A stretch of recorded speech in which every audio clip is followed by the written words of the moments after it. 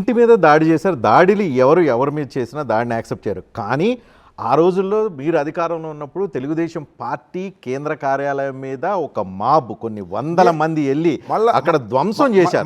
Same అదే అంబటి రాంబాబు ఇంటి మీద కూడా తెలుగుదేశం పార్టీ కార్యకర్తలు దాడి చేశారు. రజనీకాంత్ గారు మళ్ళా మీకు చెప్తున్నా, ఐఎమ్ నాట్ సపోర్టింగ్, దాన్ని తప్పు అని చెప్తున్నా నేను మీకు. అయినా మీరు అదే మాట్లాడితే పాయింట్ ఏంటంటే రెండింటిని ఈక్వల్ గా చూడొద్దు అని అంటున్నారు. నేను ఒక మాట చెబుతున్నాను, సరే ఒక మాట చేద్దాం. మీరు కానీ లేకపోతే వీళ్ళు కానీ పట్టాభి ఇంటి మీద దాడి చేశారయ్యా, అందుకని రాంబాబు ఇంటి మీద దాడి చేశాను, సరి చేద్దామా? పట్టాభి ఇంటి మీద కాదు, పట్టాభి కాదు, ఏదైనా అప్పుడు మీరు తెలుగుదేశం పార్టీ అధికారంలో లేనప్పుడు, మీరు అధికారంలో ఉన్నప్పుడు దాడి చేశారు కాబట్టి మీ మీద దాడి చేశారు, సరిపోయింది అని అందామా? ప్రజాస్వామ్యంలో ఉన్న వాళ్ళు ఎవరు అనరు. కానీ ఆంధ్రప్రదేశ్ లో రాజకీయాలు ఏంటి? నువ్వు ఒకటి అంటావా, నేను రెండు అంటా. నువ్వు నా మీద కొట్టావా, నేను నిన్ను కొడతా. నువ్వు రెడ్ బుక్ రాసావా, నేను డిజిటల్ బుక్ రాస్తా. నేను చెప్తాను అంతే కదా రజనీకాంత్ గారు, నేను చెప్తాను సార్. ఇప్పుడు ఆ దాడులు జరిగాయి, ఈ దాడులు జరిగాయి అని సరిపుచ్చటం సమంజసం కాదు ప్రజాస్వామ్యంలో అనేది నా పాయింట్. 100% నెంబర్ 1. ప్రజాస్వామ్యం. నెంబర్ 2, నేను మీకు ఇందాక చెప్పినట్టుగా దాడుల స్వభావం ఏమిటి?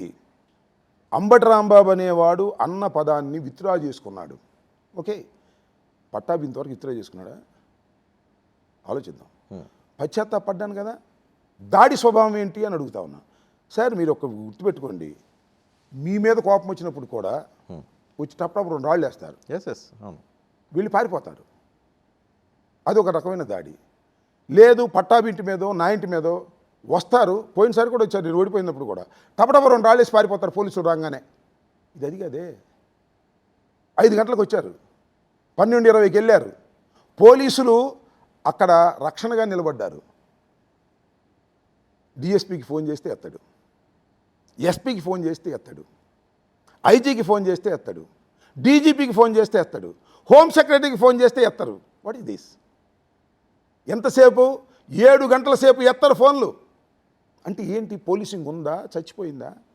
అంటే పోలీసు ఆఫీసర్కి వైర్లెస్ సెట్స్ కానీ సెల్ ఫోన్స్ కానీ ఇచ్చింది ఎక్కడైనా ఏదైనా ప్రమాదం జరుగుతుంటే ఎత్తకోకుండా ఉంటే వాళ్ళని క్షమించాలా? వాళ్ళు పోలీసులు అనాలా? 7 గంటల సేపు చూస్తూ ఊరుకున్నారే. ఇంకోటి కూడా చెప్తున్నా రజనీకాంత్ గారు, SP came to my office.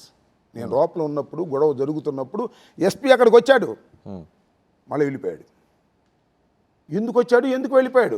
వినండి, చెప్తా వినండి. ఎందుకు వచ్చాడు, ఎందుకు వెళ్ళిపోయాడు అంటే ఆయనే చెప్పాడు, నన్ను వెళ్ళిపోమన్నాడు అని. ఎవరు ఏంటి అనేది ఇక్కడ నేను నా ప్రస్తావన ఆయనే లీక్ చేశాడు. అంటే ఎవరి దగ్గర అన్నాడు, వచ్చేసింది. వస్తే ఎస్పీని వెళ్ళిపో, ఇక్కడ గొడవ జరుగుతుంది, నువ్వు ఉంటే ఈ గొడవ ఆపాల్సి ఉంటుందని పంపించేస్తే ఈ దాడిని ఎవరైనా సమర్థిస్తారా?